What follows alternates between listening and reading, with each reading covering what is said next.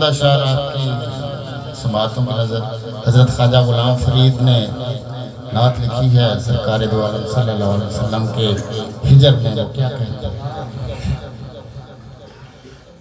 ओ थाने मुठड़ी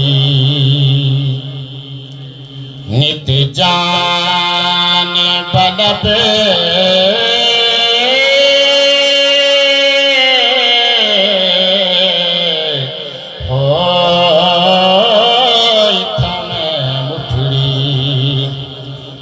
दर्द फिराक रंजेठड़े वाले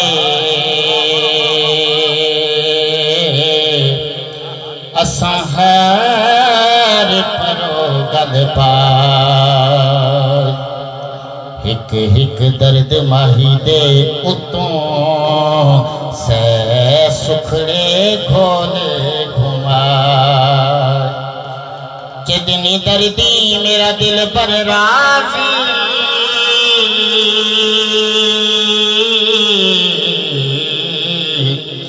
शाला लग जन दून सवाए